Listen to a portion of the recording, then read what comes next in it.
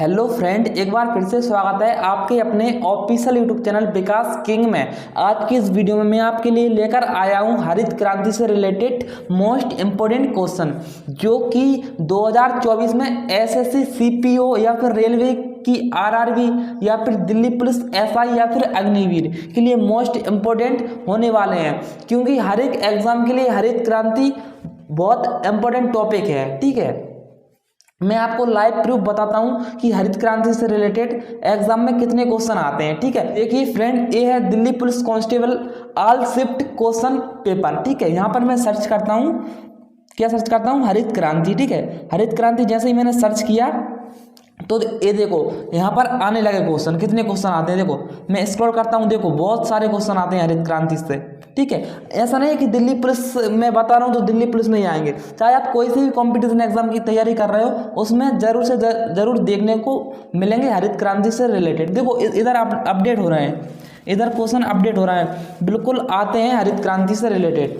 ठीक है, तो चलिए चलते हैं अपनी टॉपिक की ओर बिना टाइम वेस्ट किए। मैंने आपको बता दिया कि कंपटीशन एग्जाम में हरित क्रांति से रिलेटेड क्वेश्चन आते हैं। अब इन्हें देखते हैं कौन कौन से क्वेश्चन आते हैं। ठीक है, क्वेश्चन देखने से पहले हरित क्रांति के बारे में बेसिक जानकारियां पढ़ लेते हैं। ठीक है, फिर उसके बाद मैं आपको 20 मोस्ट इम्पोर्टेंट क्वेश्चन बताऊंगा। ठीक है, तो देखते हैं हरित क्रांति। ठीक है, हरित क्रांति का तात्पर्य है उच्च उपज देने वाले किस्म बीजों HYV इस कीटनाशकों और बेहतर प्रबंधन तकनीकों के उपयोग में फसल उत्पादन में वृद्धि। ठीक है, हरित क्रांति सन 1960 में दशक में नॉर्मन बोरलॉग द्वारा शुरू किया गया था, एक प्रयास था। इन्हें विश्व में हरित क्रांति के जनक के रूप में माना जाता है। इसके बाद नेक्स्ट देखते हैं, वर्ष 1970 में नॉर्मन बोरलॉग को उच्च उपज देने वाली किस्मों HYV को विकसित करने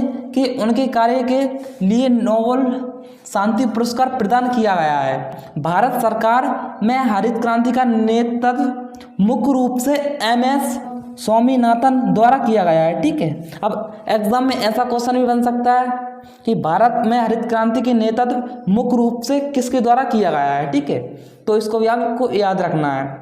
हरित क्रांति परिणाम स्वरूप खाद्यान्न विशेषकर गेहूं और चावल के उत्पादन में भारी वृद्धि हुई, जिसकी शुरुआत 20वीं शताब्दी के मध्य विकासशील देशों में नए उच्च उपज देने वाले किस्म के बीजों के प्रकार के कारण हुई। ठीक है, भारत में हरित क्रांति सन 1967 से 68 और सन 1977 से 1978 में हुई थी। ठीक है, अब ये भी एग्जाम में क्वेश्चन बन सकता है इससे रिलेटेड, तो इसको भी आप याद रखना। उसके बाद हरित क्रांति का आंदोलन एक बड़ी सफलता थी और इसने देश की स्थिति को खाद्य कमी वाले अर्थव्यवस्था से दुनिया की अग्रणी कृषि देशों में एक में बदल दिया। ये 1967 में शुरू हुआ और 1978 तक चला। ठीक है, अब ऐसा क्वेश्चन भी बन सकता है कि हरित क्रांति कब से कब तक चला, तो हम बताएंगे सन 1967 में चालू हुआ और सन 1978 तक चला। ठीक है, अब देखते हैं हरित क्रांति के फायदे। नंबर 1, हरित क्रांति ने उपज बढ़ाकर लाखों लोगों की भूख से जान बचाई। ठीक है, उसके बाद नेक्स्ट, हरित क्रांति से किसानों की आर्थिक स्थिति में सुधार हुआ। ठीक है, हरित क्रांति से भारत खाद्यान्न आयात और दूसरे देश पर निर्भरता के जोखिम से दूर किया।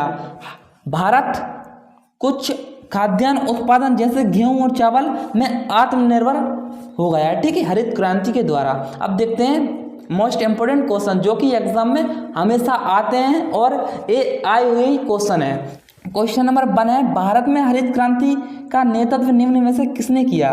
तो इसका राइट आंसर रहेगा MS स्वामीनाथन। ठीक है, उसके बाद नेक्स्ट देख लेते हैं। क्वेश्चन नंबर 2 है, भारत में हरित क्रांति के निम्नलिखित में से किसके उत्पादन में वृद्धि की? तो इसका राइट आंसर रहेगा ऑप्शन नंबर A करेक्ट, गेहूं। ठीक है, भारत में हरित क्रांति की निम्नलिखित में से गेहूं में वृद्धि हुई। ठीक है, गेहूं के उत्पादन में। नेक्स्ट क्वेश्चन को देख लेते हैं, निम्नलिखित में से क्या हरित क्रांति का एक घटक नहीं है? तो इसका राइट आंसर रहेगा option number B is the correct, न्यूनतम समर्थन मूल्य। ठीक है, नेक्स्ट देख लेते हैं। क्वेश्चन नंबर 4 है, तत्कालीन कृषि मंत्री व्यक्ति थे। हरित क्रांति के तहत भारत में नई कृषि औद्योगिकी लाने वाले एक प्रमुख। तो इसका राइट आंसर क्या रहेगा? इसका राइट आंसर रहेगा ऑप्शन नंबर सी करेक्ट, सी सुब्रमण्यम। ठीक है, नेक्स्ट क्वेश्चन देख लेते हैं। हरित क्रांति का प्रमुख पहलू ये कि इसने भारत को बना दिया है। तो इसका राइट आंसर रहेगा ऑप्शन नंबर ए करेक्ट, आत्मनिर्भर। ठीक है, नेक्स्ट क्वेश्चन को देख लेते हैं। ठीक है, निम्नलिखित में से किस जोखिम का संबंध हरित क्रांति से है? तो इसका राइट आंसर रहेगा ऑप्शन नंबर सी करेक्ट, छोटे और बड़े किसानों के बीच बढ़ती असमानता। फ्रेंड, अगर इसका आपको पीडीएफ चाहिए तो लिंक डिस्क्रिप्शन बॉक्स में है, आप वहां से डाउनलोड कर सकते हो। विश्व में हरित क्रांति का जनक किसे कहा जाता है? Very very important question. ठीक है, कई बार एग्जाम में आया हुआ है ये क्वेश्चन। विश्व में हरित क्रांति का जनक किसे कहा गया है? तो इसका राइट आंसर रहेगा option number C is the correct answer.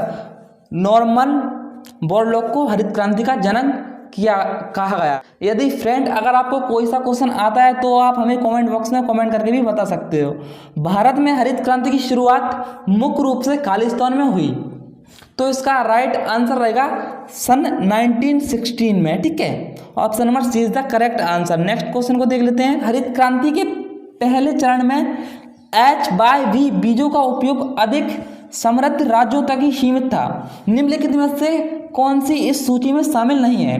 तो इसका राइट आंसर रहेगा Karnataka. Option number D is the correct answer. ठीक है, नेक्स्ट क्वेश्चन को देख लेते हैं। क्वेश्चन नंबर 10 है, भारत में हरित क्रांति किस दशक में आई थी? मोस्ट इंपोर्टेंट क्वेश्चन है। ठीक है, भारत में हरित क्रांति किस दशक में आई थी? तो इसका राइट आंसर रहेगा सन 1916 से सन 1917 तक, यानी option number A is the correct answer. Next question को देख लेते हैं। क्वेश्चन नंबर 11 है, निम्नलिखित में से किस वैज्ञानिक को भारत में हरित क्रांति के जनक के रूप में जाना जाता है? तो इसका राइट आंसर रहेगा option number C is the correct answer, MS Swaminathan. ठीक है, नेक्स्ट क्वेश्चन को देख लेते हैं। विश्व में हरित क्रांति के जनक नॉर्मन बोरलॉग को सम्मानित किया गया था। तो इसका राइट आंसर रहेगा option number A correct, Nobel शांति पुरस्कार से। ठीक है, नेक्स्ट क्वेश्चन को देख लेते हैं। क्वेश्चन नंबर 13 है, भारत में हरित क्रांति का उद्देश्य था।